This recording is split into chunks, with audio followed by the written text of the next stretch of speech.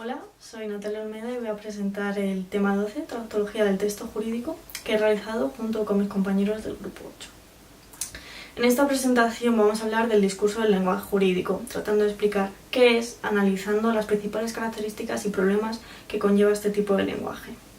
Además, profundizaremos en la cuestión de los textos jurídico-administrativos, los problemas de división entre estos dos tipos de lenguaje y las diferencias que se presentan entre los mismos.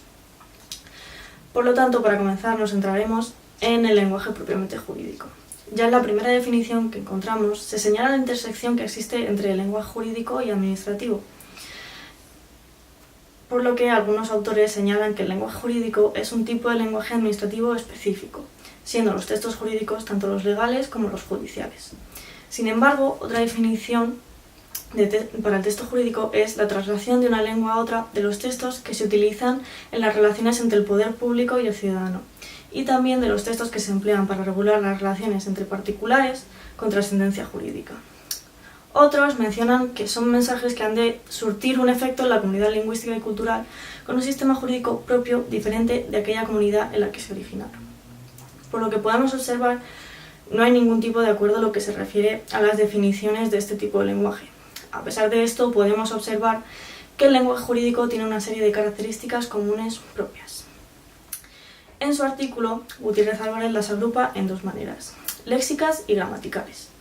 El léxico, que es del lenguaje jurídico, encontramos palabras de uso común, pero también otras empleadas exclusivamente en textos jurídicos, como puede ser cohecho, anticresis, etc.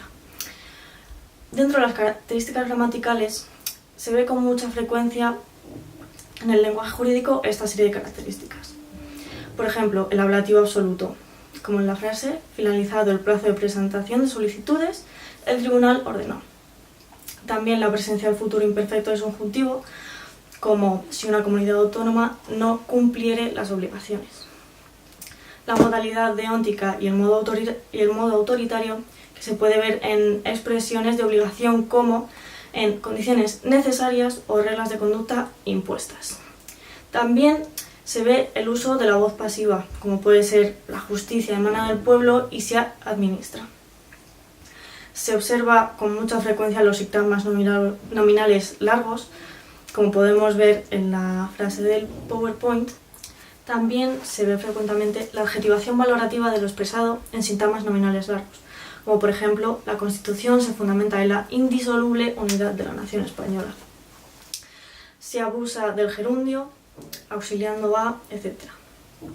Por su parte, Lobato hace otra lista de características en la que, además de las anteriores, opina que el texto jurídico presenta opacidad, es decir, falta de transparencia, una estructura rígida, un léxico conservador lleno de arcaísmos y tecnicismos, el uso abundante de adjetivos y sustantivos, el uso de imperativo, exceso de subordinación, exceso de impersonales y el uso de la tercera persona, además de uso de anafóricos como por ejemplo dicho, mencionado, etc. Alcaraz-Baró, por su parte, tras analizar el texto jurídico, destaca una serie de tendencias, como por ejemplo el gusto por lo altisonante y arcaizante, la creación de nuevos términos, un cierto apego a las fórmulas estereotipadas y al léxico relacional, una cierta inclinación hacia la nominalización y relexificación, redundancia expresiva léxica, etc. Finalmente, Morales Pastor se centra en las cuestiones relacionadas con el estilo, como por ejemplo la búsqueda de objetividad y neutralidad, que desemboca en el uso de construcciones retóricas, cultismos e impersonalización. También da importancia a la precisión y coherencia, por lo que evita la ambigüedad. Pretende ser una comunicación eficaz y se da la aparición frecuente de explicaciones, pormenorizaciones y excepciones que aportan claridad. También se usa frecuentemente el presente del subjuntivo para aportar normatividad y se emplean abreviaturas, fórmulas fraseológicas y léxicas, es decir, tiende a la formalización. Como bien sabemos, el campo de la traducción jurídica envuelve una gran cantidad de conceptos, unidades terminológicas y fraseológicas muy características de dicha disciplina. En la mayoría de los casos, esto puede resultar en textos ambiguos y de alta complejidad y que, por lo tanto, pueden llegar a ser difíciles de entender por el lector. Respecto a esto, vamos a analizar los distintos problemas con los que se puede encontrar el traductor a la hora de enfrentarse a un texto jurídico. ¿Qué tipos de problemas hay y cómo se podrían resolver? Nosotros hemos tomado como referencia el artículo de Macías Otón y, siguiendo su modelo de clasificación, haremos una distinción entre los problemas conceptuales y los socioculturales. En primer lugar, los problemas de orden conceptual hacen referencia a la dificultad para comprender las ideas expresadas en un texto. Este tipo de problemas se identifican y se deben solucionar en la primera fase del proceso de traducción. De este modo, el traductor debe documentarse de forma exhaustiva con el fin de llegar a comprender el texto original en su totalidad, localizar los términos que le son desconocidos, comprender su uso en la lengua origen y encontrar un posible equivalente en la lengua meta. El primero de los problemas de orden conceptual que se plantea la traducción jurídica es la clasificación conceptual de la realidad jurídica. Esto se debe a que la estructura del lenguaje no refleja la estructura del universo, sino que cada sistema lingüístico representa un análisis específico del mundo exterior que lo informa y determina, lo que supone que la expresión de una misma realidad en dos lenguas diferentes transforme la propia realidad. Esto supone un problema para el traductor, que no está familiarizado con la cultura de la lengua que va a traducir. Para solucionarlo, se recomienda que el traductor analice las relaciones semánticas del texto con la intención de visualizar los diferentes campos terminológicos, apropiándose del significado de los términos y organizándolos en grupos de contenido semántico similar que estructuran el conocimiento especializado para establecer la relación entre los términos y encontrar esa realidad intermedia deseada. En segundo lugar, los problemas de orden sociocultural incluyen aquellos términos que encierran un contenido sociocultural que viene determinado por el contexto histórico, político o geográfico en el que se acuñaron. En este caso, el contexto es el sistema jurídico, es decir, las instituciones y normas que rigen la convivencia de un país. Podemos tomar como ejemplo el derecho canadiense, donde coexisten dos sistemas jurídicos, el anglosajón y el de derecho continental, por lo que la mayoría de los conceptos expresados en francés, derecho continental, no se corresponden con los términos en inglés, que tienen derecho anglosajón, y viceversa. Se trata de un problema importante, puesto que podrían llegar a existir tantos sistemas jurídicos como estados. No obstante, dichos sistemas jurídicos pueden agruparse en familias cuando pueden encontrarse diversas similitudes de las distintas instituciones jurídicas. Asimismo, el discurso jurídico implica unas variaciones culturales que son el reflejo de la tradición jurídica de cada sistema jurídico-político. En los textos jurídicos nos encontramos con una terminología propia, una manera determinada de usar la sintaxis y con formas de interpretación de la realidad propias del derecho. No obstante, dichos problemas pueden resolverse utilizando varios recursos. El primero sería utilizar el derecho comparado para encontrar el equivalente más óptimo, cuando, por ejemplo, encontremos una institución jurídica en la lengua origen que no existe con las mismas competencias en la lengua meta, pero que sí presenta ciertas equivalencias. La segunda opción sería realizar una ampliación de información que explique el término o una simple traducción si el destinatario es conocedor del sistema jurídico. Por ejemplo, cuando las diferencias entre las instituciones jurídicas impiden hallar equivalentes traductológicos, es decir, cuando un concepto en la lengua origen no existe en la lengua meta. Y tercero, se podría usar el término en la lengua origen, es decir, un extranjerismo, seguido de una explicación o traducción literal, para las construcciones onímicas. También es recomendable conocer las funciones de las instituciones jurídicas, puesto que esto ayudaría al traductor a encontrar el término equivalente o correspondiente en el otro sistema jurídico. Vistas estas características y problemas, creemos que es importante señalar qué es exactamente la traducción jurídica y no confundirla con la jurado judicial. A grandes rasgos se podría decir que lo jurídico es aquello que engloba todo lo que hace referencia al mundo del derecho. La traducción jurídica hace referencia a la traducción de textos relativos al derecho.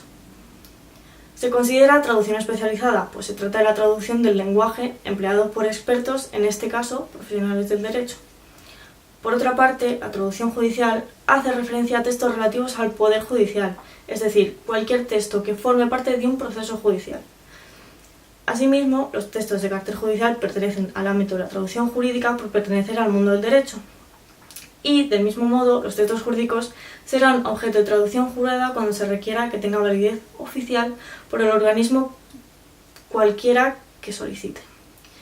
Por otro lado, esta última, la traducción jurada, engloba todo tipo de documentación que tenga validez oficial, por lo que debe ser realizada por un traductor intérprete jurado que certifique con su sello y firma la fidelidad, veracidad y calidad de la traducción resultante, y que, a diferencia del resto, el traductor intérprete jurado tiene responsabilidad civil por su trabajo. Ahora bien, explicado el texto jurídico en sí, vamos a tratar de explicar lo que es el lenguaje jurídico administrativo, y para ello vamos a empezar con el lenguaje administrativo para después pasar en profundidad al lenguaje jurídico administrativo. Por lo tanto, el lenguaje administrativo es aquel que se emplea por los órganos de administración pública en sus relaciones tanto internas como con los ciudadanos. No deja de ser un lenguaje especializado. Sin embargo, a diferencia del lenguaje jurídico, no es un lenguaje especializado al uso, y su principal destinatario es el ciudadano. Esto le obliga a tener un carácter normativo, con lo que tiene que ser claro, unívoco e inteligible, ya que cualquier ciudadano tiene que comunicarse con la administración y necesita expresarse en un lenguaje sencillo con un vocablo de uso común. En estos textos no vamos a apreciar metáforas, ambigüedad o metonimia. No se trata tampoco de un lenguaje común, ya que contiene una serie de términos administrativos que no empleamos en nuestro lenguaje común. Por lo tanto, este tipo de lenguaje no contiene tantos formalismos y terminologías como el jurídico que hemos visto anteriormente. Para un mejor entendimiento de este tipo de lenguaje, vamos a analizar un texto de carácter puramente administrativo. Hemos escogido dos simples oraciones donde se ve claramente la principal característica de este lenguaje. Es el siguiente. ¿Cómo puede pagar una multa de tráfico de la DGT? Las multas de tráfico impuestas por la DGT pueden pagarse en periodo voluntario de las siguientes maneras. Este texto se considera administrativo por tres aspectos fundamentales. La simplificación, ya que utiliza pagar una sanción en vez de pagar una multa en vez de abonar una sanción, típico del lenguaje jurídico. Y el poder didáctico y la personalización, que se puede ver en la frase ¿cómo puede pagar una multa?, ya que se dirige concretamente al lector e intenta resolver las dudas de este. Para continuar, hemos escogido las instrucciones de cumplimentación de un formulario para realizar este análisis. Como podemos observar en este texto, en un plano general utiliza un lenguaje sencillo y común que no necesita de un conocimiento especial, como por ejemplo el uso de verbos como rellenar, marcar, indicar. Por otra parte, en el plano sintáctico podemos observar la ausencia de una sintaxis enrevesada, porque la mayoría de las oraciones son simples y cortas, como indicar la unión con un reagrupante. Esto se debe al fin de poder facilitar la comprensión de la información que se le está requiriendo al ciudadano. Además, en aquellas oraciones donde se presenta un lenguaje que se considera administrativo, se insertan ejemplos aclarando la información que se requiere al ciudadano, como por ejemplo, indique el título en base al cual se ostenta la representación, e inserta ejemplos como padre, madre del menor o tutor. A pesar de la utilización de este lenguaje, podemos observar algunos términos que son claramente administrativos, donde el ciudadano, de una manera bastante probable, se distanciará del texto. Esto se debe al desconocimiento de esos términos. Estamos hablando de términos como reagrupante, representado, colectivos de personas físicas, disposición adicional cuarta del RD, capacidad económica, etc. El ciudadano, al encontrarse con esta terminología, no sabe entender exactamente qué es lo que hay detrás de esas palabras. No es un lenguaje intuitivo donde puedas presuponer lo que está diciendo, pues de hecho se está haciendo referencia a un tipo de realidad o documento que los propios funcionarios que trabajan en cualquier administración reconocen su especificidad y no lo confunden con cualquier otro documento o concepto. Sin embargo, este tipo de complejidad no es comparable con la sofisticación, formalismos y terminología que encontramos en un texto jurídico, como por ejemplo en un pequeño fragmento extraído del BOE, donde podemos ver características como la utilización de un lenguaje complejo y preciso, párrafos extensos con estructuras sintácticas complejas, una prosa de carácter monótona y lenta, constantes citas y referencias a otras leyes, etc. Es importante recalcar que numerosos autores y estudios no saben delimitar de una manera clara la frontera entre el lenguaje jurídico y administrativo. De hecho, la mayoría de los expertos no distinguen entre el texto jurídico y el administrativo. Esto se debe a que ambos tipos de texto y sus cualidades pueden ser estudiados de forma conjunta, ya que comparten los recursos lingüísticos, esto es, gramaticales y léxicos, y coinciden también los factores extralingüísticos que los caracteriza, esto es, el canal, el emisor, el receptor y la finalidad o intención comunicativa. Por ello, encontramos la confluencia del lenguaje jurídico administrativo, donde podemos observar tres tipos de registro: según la dificultad de comprensión que presenten los textos para los ciudadanos. Estos registros son el registro jurídico-administrativo alto, el jurídico-administrativo intermedio y el jurídico-administrativo bajo. En primer lugar, encontramos el registro alto, dentro del cual podríamos decir que se encuentran las producciones lingüísticas plenamente pertenecientes al lenguaje jurídico, ya que son las que presentan casi la totalidad de características de este lenguaje. El siguiente fragmento pertenece a un extracto de la sentencia del Tribunal Constitucional. Si leemos con atención, podremos observar que este registro hace que los textos se encuentren fuera del alcance del ciudadano común. Incluso a algunos estudiantes de Derecho les cuesta comprender el texto por complejo. En contraposición al registro alto e incomprensible, encontramos el registro jurídico-administrativo bajo, que es mucho más asequible para el ciudadano común a la hora de comprenderlo. Este registro aúna todas las instancias dirigidas por los ciudadanos a la Administración y otros tipos de modelos jurídico-administrativos como los contratos, los convenios, etc. Sin embargo, se debe mencionar que dentro de este lenguaje jurídico se pueden encontrar otros tipos de modalidades o variaciones lingüísticas típicas del lenguaje oral informal, como se puede apreciar en el siguiente ejemplo. El motivo por el cual llegué 10 minutos tarde es que justo cuando decidí salir de casa para presentarme a la citación, me entraron ganas de cagar y no podía aguantar. El pasaje del ejemplo, en el que menciona sus necesidades fisiológicas de manera vulgar, demuestra que dentro del registro bajo podemos encontrar producciones lingüísticas que se presentan en forma de transcripciones orales. Esto significa que estos textos jurídicos ni siquiera llegan a la objetividad formal ni la indiferencia emocional propia de los mismos. Por último, encontramos el registro jurídico-administrativo intermedio, que es una mezcla de los dos tipos anteriores y por ello es el más complicado de identificar. Un ejemplo de este registro podría ser una sentencia judicial como la anterior, ya que está compuesta por formulaciones y producciones lingüísticas que suelen ser exactas con las que formulan las demandas o denuncias. Por lo tanto, en una sentencia que está formada por antecedentes del hecho, fundamentos del derecho y el fallo, podemos encontrar en los antecedentes de hecho el lenguaje de registro bajo, ya que es el que utiliza el ciudadano común para expresarse. En la segunda parte de la sentencia, los fundamentos de hecho, el registro suele subir hasta llegar al registro alto debido al uso de citaciones y formulaciones típicas del lenguaje jurídico, que normalmente utiliza el juez a la hora de dictar sentencia y de exponer su veredicto, momento en el que nombra las leyes y el ordenamiento jurídico en el que se ha basado para tomar su decisión. Habiendo visto estos registros, creemos que es importante mencionar la polémica en la que se ve envuelta todo el lenguaje jurídico. A pesar de que el lenguaje y los textos de carácter jurídico han sido objeto de estudio en numerosas ocasiones, aún siguen siendo un auténtico quebradero de cabeza debido a aspectos como el hermetismo, la complejidad o la especificidad del lenguaje jurídico. Muchos investigadores buscan formas de superar estos obstáculos y algunos optan por la simplificación y adaptación del lenguaje tanto a la realidad como a los usuarios. Adolfo Posado trataba la simplificación y explicación del lenguaje jurídico, ya que consideraba de gran utilidad poner dicho conocimiento a disposición de todos, ya que la sociedad exige un más constante.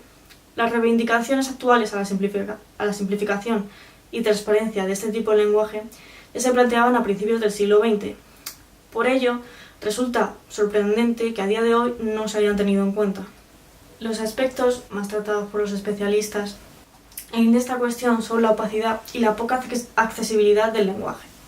Vázquez Miramontes afirma que es necesario apartarse de los tecnicismos para priorizar el sentido común sobre aspectos relevantes y así acercar más a los juristas y el resto de personas. Además, insiste en que la Administración olvida que las personas a las que dirige alguno de sus textos no entienden el lenguaje. Mientras tanto, otros investigadores defienden la naturaleza del lenguaje jurídico y su precisión, abogando por la instrucción del ciudadano y elevar así su nivel lingüístico. Si en algo coinciden las dos posturas ante el lenguaje jurídico, es en la complejidad, el distanciamiento del ciudadano y el carácter atípico del mismo. No obstante, la polémica ha permanecido durante más de un siglo, lo que nos lleva a destacar tres aspectos de este lenguaje: conservadurismo, tradicionalismo y arcaísmo. Por lo tanto, la conclusión que sacamos de todo este tema podrían ser tres. La primera es tomar conciencia de la formación que debe tener un traductor que se dedica a este tipo de textos, pues no solo debe conocer perfectamente la lengua origen y la lengua meta, de la traducción, sino los conceptos culturales que subyacen en los términos jurídicos. Segundo, observamos que no existe una frontera ni definición clara en lo que se refiere al lenguaje jurídico y que todo depende del traductor. Por último, vemos cómo se sigue perpetuando el conservadurismo en este tipo de lenguaje, no solo en su terminología, sino en su práctica. Por ello, nunca se verá un texto jurídico ambiguo donde se tenga en cuenta al receptor, sino textos precisos en los que la terminología no deja duda alguna de ese lenguaje jurídico.